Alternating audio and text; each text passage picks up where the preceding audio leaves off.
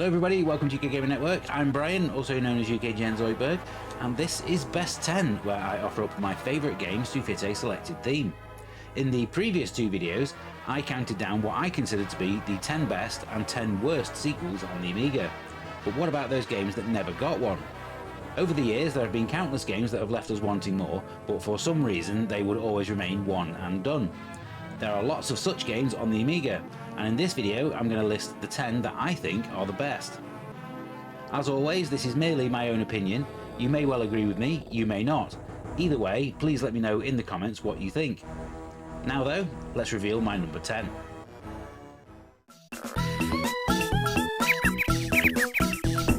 I've been vocal a few times on this channel about the fact that I'm not a big fan of Team 17's Super Frog. That doesn't mean that I can't see the game's qualities though. The graphics are excellent, the scrolling super smooth, and the soundtrack was arguably Alistair Brimble's best. However, poor level design, instant death spikes and pixel perfect jumps are just some of the silly design decisions that ruined it for me. These are all the kind of things that a sequel would have fixed though, and I'm pretty sure that Amiga fans would have lapped it up. Just look at what Gremlin did with Zool. Team 17 did remake the game in 2013 for PS3, Vita and PC, but the reception was so poor that the game was actually removed from sale a couple of years later.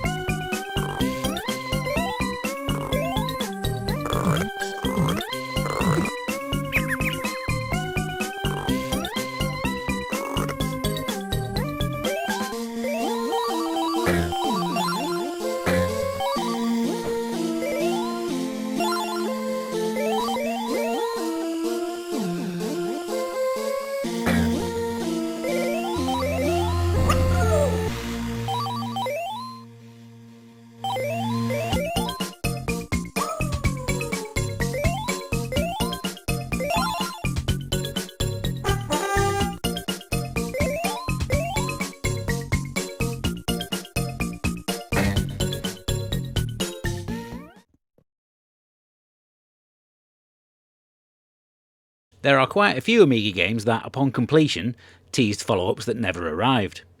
The one that upset me the most was Leander from Traveller's Tales, mainly because it was actually a bit of a joke. The on-screen message at the end of the game stated that Leander 2 would see the hero become a pig farmer for 39 years.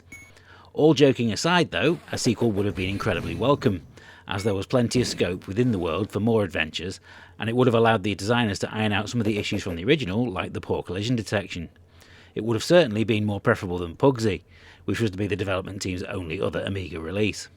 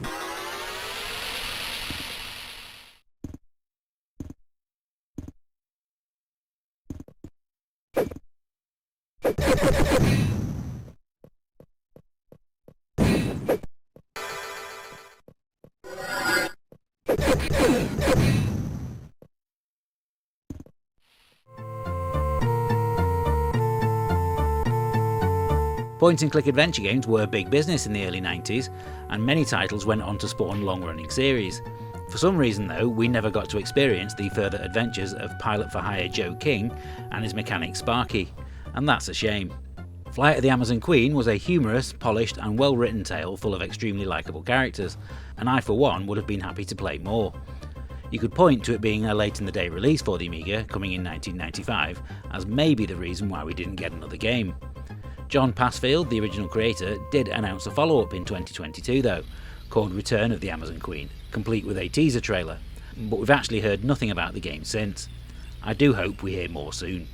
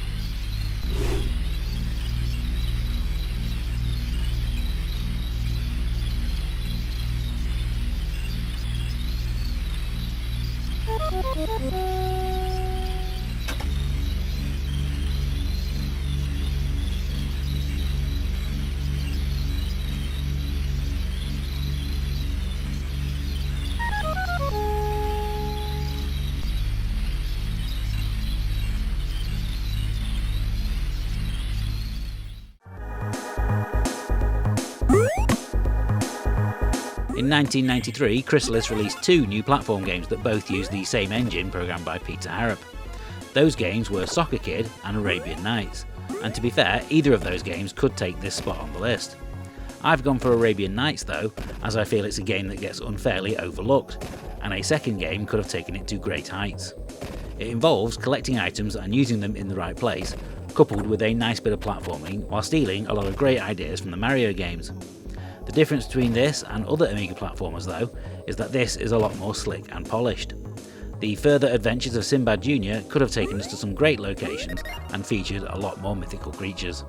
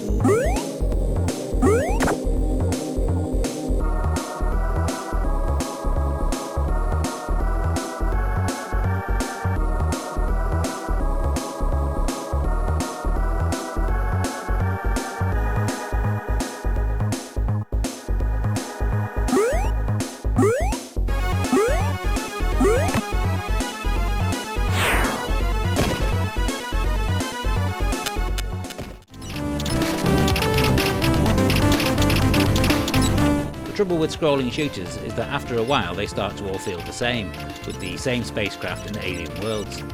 For Apidia, Kaiko threw all of that out and decided to show us an even more alien world, but one much closer to home. The bottom of the garden. Wasps, snails, butterflies and all manner of other creepy crawlies are the order of the day, and visually it's a bit of a stunner. Even better is the music from Chris Hulsbeck, which ranks alongside some of his very best. Put simply, this is one of the best and most challenging shooters you can play on the Amiga, and it left me wanting more. Instead of a sequel, we are apparently getting a full, authentic remake later in 2026 on PC and consoles. Let's hope that it's successful, and we finally get a proper sequel after all these years.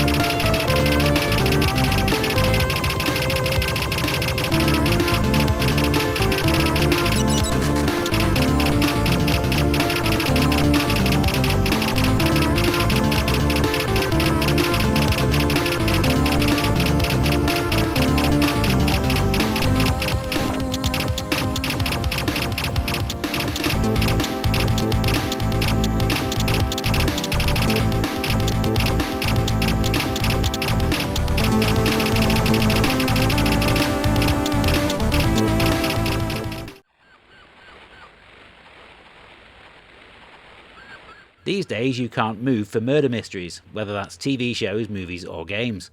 So you have to wonder what could Delphine have done with Cruise for a Corpse had they turned it into a series. Whether it's Benoit Blanc or Hercule Poirot, it's not uncommon for fictional detectives to have new cases to solve in even more exotic locations, with an entirely new rogues gallery of suspects obviously. So why not Inspector Raoul de Sentier? Part of what made the game so good was the confined setting. So how about setting a new story in a country manor, or a hotel, or even a small village? The scope for sequels was, quite frankly, endless. Whatever you do though, don't set it on a train. That one's been done to death.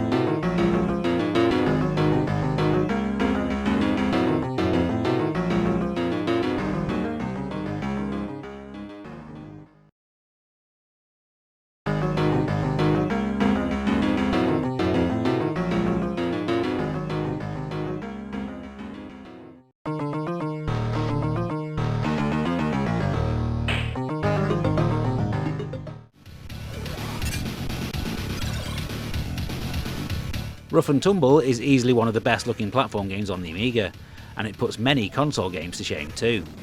That doesn't mean it's flawless though, and there are many ways in which a sequel could have made it even better. Support for 2-button pads for starters would have worked wonders, and maybe it could have allowed the power-ups to last a little bit longer too. Maybe they could also included a volume slider on the music, as there are times when this feels like the loudest game I've ever played. Considering how many platform games there are that did get sequels, it's a bit surprising that this one didn't. This could have been a shoe-in for a follow-up had it been released a couple of years earlier.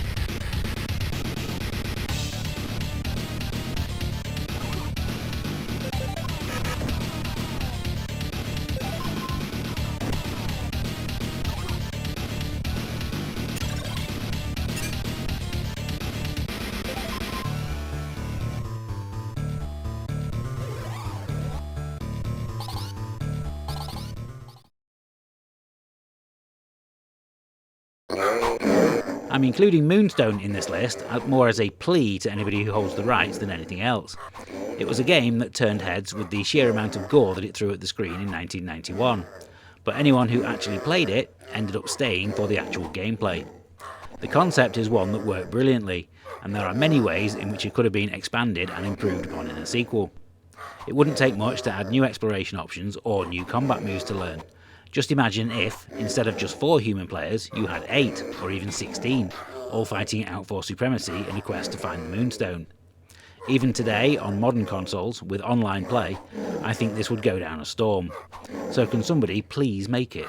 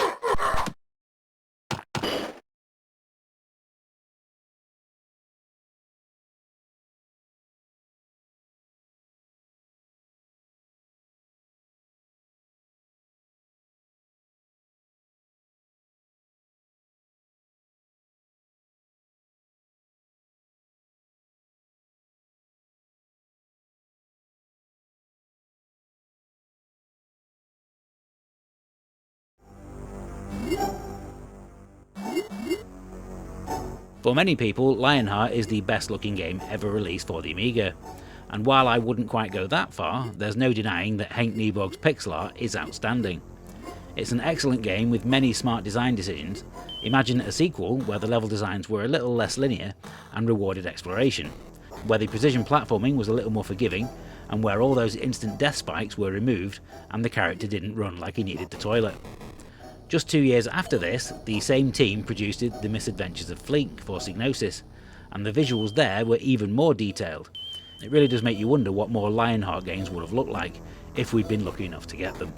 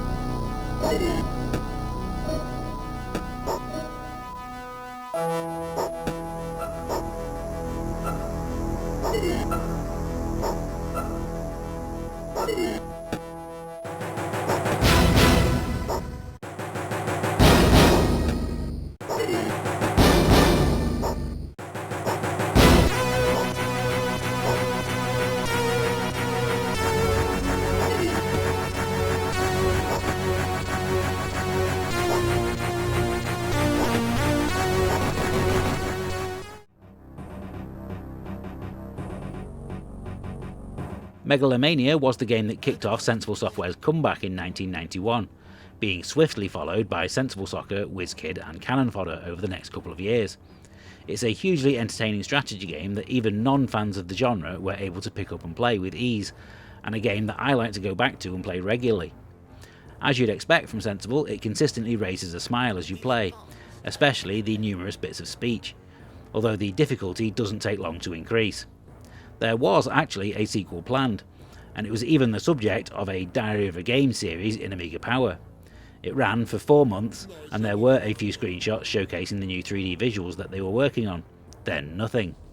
The game disappeared, but about 18 months later, a game called Cannon Fodder came along instead. So maybe it was for the best.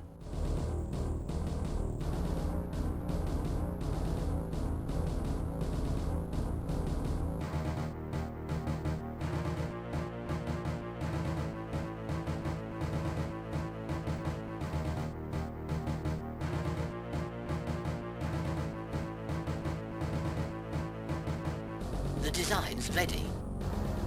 Huh, no.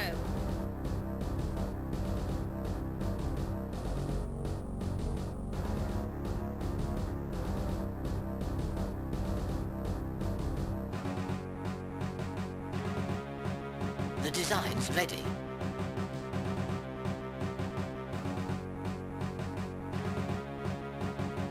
We've advanced a tech level. Those were my best 10 games that deserved a sequel. What Amiga games do you wish had received a follow-up? Please let me know in the comments. If you have enjoyed this video, please make sure to give us a like and subscribe to show your support for the channel. Don't forget, we now post videos on Mondays as well as Fridays, and that's where I'm currently counting down my 100 best Amiga games of all time. Make sure you check it out if you've missed part 1, because part 2 is coming next week. Many of our videos are available earlier for channel VIPs, so if that's something that interests you, click on the link below to find out more. To catch up on any videos that you may have missed in this series, the full playlist should be on screen right about now. Thank you very much for watching, and until next time, happy retro gaming everybody. Bye for now. We've